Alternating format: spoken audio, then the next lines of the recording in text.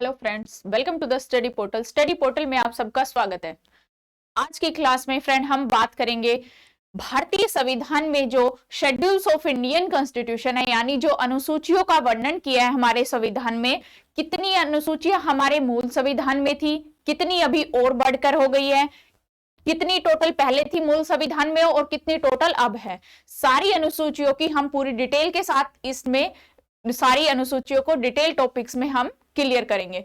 आपने देखा होगा फ्रेंड्स, नॉर्मली बेसिक सभी आप जितने भी आप एग्जाम देते हो, जो भी गवर्नमेंट जॉब के हो गए, आपके टीचिंग लाइन के हो गए, आपको इंडियन कॉन्स्टिट्यूशन से क्वेश्चन हर एक एग्जाम में मिलता है। तो यहाँ पे हम बात करते हैं अपनी अनुसूचियों की। तो जो हमारी अनुसूचियां है उनसे भी आपको कोई ना कोई क्वेश्चन जरूर मिलता है।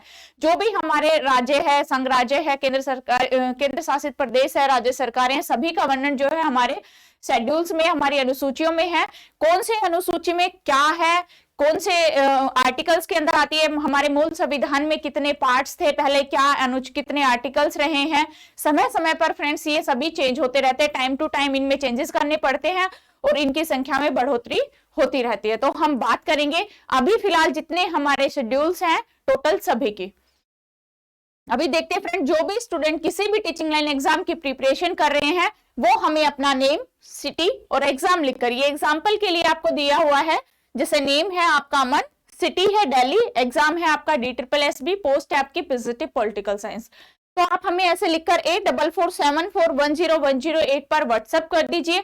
व्हाट्सएप के थ्रू आपको जो भी हमारी वीडियोस आती है न्यू, जैसे हम प्रीवियस ईयर पेपर भी सोल्व कराते हैं, या फिर जो हमारी यूट्यूब वीडियोस आती है, कोई एग्जाम आने वाला है उससे रिलेटेड नोटिफिकेशन है, जो भी हमारी क्लासेस है, सभी की इंफॉर्मेशन आपको व्हाट्सएप ग्रुप के through free of cost provide कराई जाती है। इसके अलावा जो भी स्टूडेंट किसी भी एग्जाम की प्रिपरेशन कर रहे हैं, यदि वो घर बैठ के नोट्स ऑर्डर करना चाहते हैं तो ऑल ओवर इंडिया में हमारी कोरियर सर्विस अवेलेबल है। नोट्स ऑर्डर के लिए आप हमें 8447410108 पर व्हाट्सएप या कॉल के थ्रू अपना ऑर्डर कर सकते हैं। इसके अलावा जिनको क्लासेस ज्वाइन करनी है, अभी DSSB के लिए डॉक्टर विजय सर के बैच न्यू स्टार्ट हो रहे हैं। हिस्ट्री और पॉलिटिकल साइंस के जो भी स्टूडेंट ज्वाइन करना चाहते हैं वो ऐप को डाउनलोड कीजिए। एंड्रॉइड यूजर्स के लिए ये लिंक है, iOS के लिए ये लिंक है। इसके बाद हम बात करते हैं अपने टॉपिक की, शेड्यूल्स ऑफ इंडियन कॉन्स्टिट्यूशन। हमारे भारतीय संविधान में जो अनुसूचियां हैं उनका वर्णन हम इस टॉपिक में करेंगे। टोटल जो शेड्यूल्स हैं हमारी वो है 12 शेड्यूल्स, यानी 12 अनुसूचियां। पहले जब संविधान बना था तो मूल संविधान में जो टोटल अनुसूचियां थी वो थी 8 अनुसूचियां। 4 अनुसूचियां जो है इसमें समय समय पर जैसे जरूरत महसूस हुई तो 4 इसमें और ऐड की गई है। सबसे पहले हम बात करते हैं फर्स्ट शेड्यूल की। फर्स्ट शेड्यूल हमें क्या कहता है? First schedules contain the list of states and union territories and there territories. जो हमारे राज्य हैं, जो हमारे संघ है एंड जो हमारे संघ शासित प्रदेश है, जो हमारे यूटीज है, उन सभी मतलब राज्य और संघ राज्यों का जो वर्णन है वो हमारे फर्स्ट शेड्यूल यानी कि पहली अनुसूचित में आता है। सेकंड में आता है आपका जो दूसरा शेड्यूल है, दूसरी अनुसूची है, provision in relation to allowances, privileges and emoluments of. जो भी हमारे जो अधिकारी होते हैं उनके जो अलाउंसेस होते हैं, उनके क्या वेतन भत्ते होते हैं, क्या उनकी उपलब्धियां होती हैं, जैसे कि president of India, governor of India state के क्या अलाउंसेस है, क्या उनके जो भी उनका वेतन होगा, जो उनको अलाउंसेस, जो उनको मतलब उस टाइम में जब वो वर्किंग होते हैं उस टाइम जो जो उनको अलाउंसेस मिलते हैं, क्या क्या उनको सेवाएं, उपलब्धियां जो भी उनको मिलती है, वो सभी जो है सेकंड शेड्यूल में उनका वर्णन किया गया है। किन किन को मिलती है, जैसे कि ये सभी लिस्ट है। प्रेसिडेंट ऑफ इंडिया भारत का राष्ट्रपति हो, गवर्नर ऑफ इंडियन स्टेट राज्यपाल हो राज्यों का, speaker of Lok Sabha and deputy speaker of Lok Sabha, यानी कि लोकसभा का स्पीकर और deputy speaker, chairman of Rajya Sabha और deputy chairman of Rajya Sabha, speaker and deputy speaker of legislative assembly of India state, chairman और deputy chairman of legislative council of Indian state, supreme court के जजेस हो या फिर हाई कोर्ट के जजेस हो, या controller auditor general of India जिसको हम कैग बोलते हैं, CAG कैग। इन सभी के जो भी वेतन भत्ते, अलाउंसेस, उपलब्धियां जो भी होती है वो सभी जो है भारतीय संविधान की दूसरी अनुसूची में वर्णित है। उसके बाद हम आते हैं थर्ड शेड्यूल पे, यानी तीसरी अनुसूची। Third schedule contain forms of oath और अफर्मेशन, यानी जो भी पदाधिकारी होते हैं जब वो अपनी ज्वाइनिंग करते हैं तो उनको ओथ दिलाई जाती है, यानी कि उनको शपथ दिलाई जाती है अपनी पोस्ट की, जो उनकी पोस्ट होती है, उनका पद होता है, उसकी गोपनीयता की, कि वो अपने पद के प्रति न्यायपूर्ण रहे, कोई अपने पद का दुरुपयोग ना करे। तो इसमें कौन कौन शामिल होते हैं? Union minister of India, parliament election candidates, MPs हो गए, सुप्रीम कोर्ट जज हो गए, कैग हो गया, controller auditor general, state of minister हो गए, state of legislature election candidates हो गए, स्टेट ऑफ लेजिस्लेचर मेंबर हो गए, या फिर हाई कोर्ट जज। इन सभी को जो ओथ दिलाने की जो प्रक्रिया है वो है हमारे तीसरी अनुसूची में। फोर्थ नंबर पे जो हमारी चौथी अनुसूची है उसमें आता है contain the provision relation of location seats of state and UT in Rajya Sabha, यानी कि राज्यसभा में जो हमारे राज्यों के जो राज्य और संघ राज्य हैं उनसे कितनी सीट राज्यसभा में होती है उनका वर्णन है। जैसे दो होती है, एक होती है लोकसभा और एक होती है राज्यसभा। लोकसभा के जो मेंबर होते हैं उन्हें वो आम रूप से आम जनता उनको चुनती है, जिससे लोकसभा बनती है। राज्यसभा के जो मेंबर होते हैं उनको आम जनता नहीं चुनती है, एमपीज और एमएलए के थ्रू इनमें मेंबर्स आते हैं। तो इनमें जो मेंबर्स आते हैं वो कहां से कितने आएंगे, क्या उनकी कौन से स्टेट से कितनी सीटें रहेगी, या किसी केंद्र शासित प्रदेश से उनकी कितनी सीटें रहेंगी, कितने मेंबर राज्यसभा में आने, उन सब का जो भी वर्णन है, जो भी जिक्र है, वो सारा है चौथी अनुसूची में। इसके बाद आती है फिफ्थ शेड्यूल, पांचवी अनुसूची। Fifth schedule contain provision to the administration and control schedule areas और शेड्यूल ट्राइब्स। ये पांचवी अनुसूची में जो है वो हमारे शेड्यूल एरियाज और शेड्यूल ट्राइब्स, जो हमारे जाति जनजाति प्रदेश होते हैं, जो जातियां होती हैं, उनका वर्णन जो है वो पांचवी अनुसूची में है। छठी अनुसूची हमें क्या कहती है? Sixth schedule contain provision the administration of tribes area and state of Assam, Meghalaya, Tripura और मिजोरम।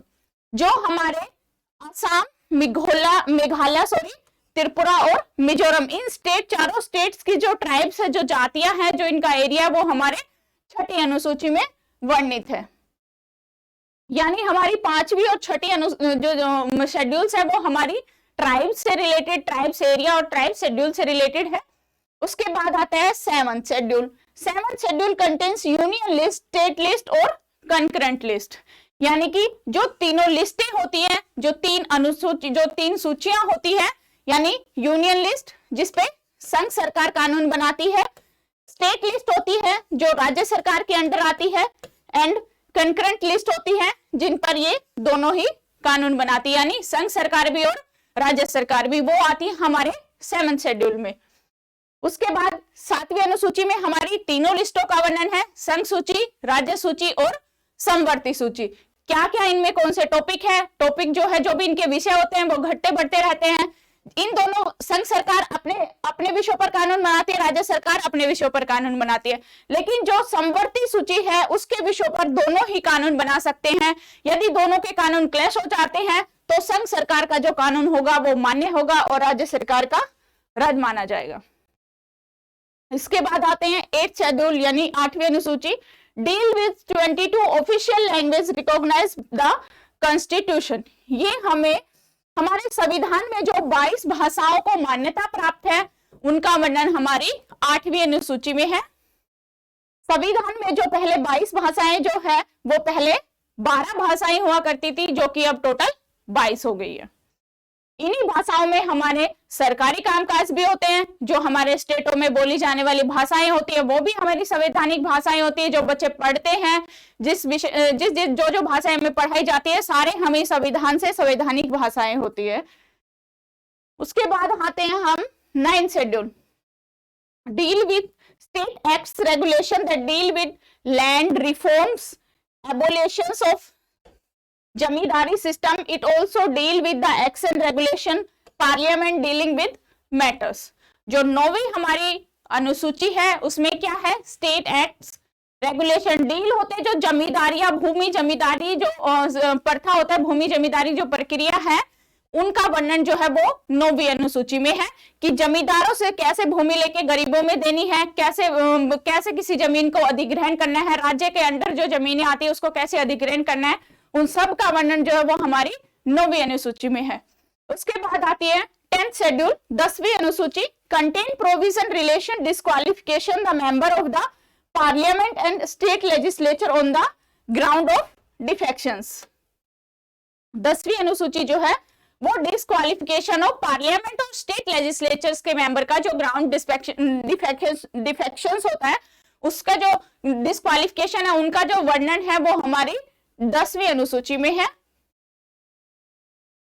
नेक्स्ट है 11वीं अनुसूची 11th शेड्यूल 11वीं अनुसूची, provision that specific power of authority and the responsibility of panchayat. जो हमारा पंचायती राज है, पंचायती राज का जो हमारा सिस्टम है वो हमारी 11वीं अनुसूची में है। ये 11वीं अनुसूची बाद में जोड़ी गई थी 1993 में। 73 कॉन्स्टिट्यूशनल अमेंडमेंट 73वें संविधान संशोधन के दौरान 1993 में 11वीं अनुसूची जो है वो हमारी शेड्यूल में जोड़ी गई, जिसके अंदर पंचायती राज सिस्टम का वर्णन है। 12वीं अनुसूची deal with provision the specific power authorities and responsibility of municipalities, यानी जिस तरह ग्रामीण में जो अर्बन एरियाज में पंचायती राज होता है उसी तरह जो शहरीकरण होता है उसमें म्युनिसिपैलिटीज जो नगर निगम होते हैं उनका वर्णन 12वीं अनुसूची में है। दोनों ही जो है 93 के 73 अमेंडमेंट के थ्रू जोड़े गए हैं और 11वीं अनुसूची और 12वीं अनुसूची। 11वीं अनुसूची गांव में जो पंचायती राज व्यवस्था होती है त्रिस्तरीय, उसका वर्णन हमारी 11वीं अनुसूची में है। 12वीं अनुसूची नगर निगम का वर्णन हमारी शहरों वाली का हमारी 12वीं अनुसूची में वर्णन किया गया है। तो ये थी हमारी टोटल 12 शेड्यूल्स। पूरा हमने डिटेल से इस टॉपिक को किया है फ्रेंड्स। जो भी क्वेश्चन आपके बनते हैं सभी हमने इसमें क्लियर किए। Thank you.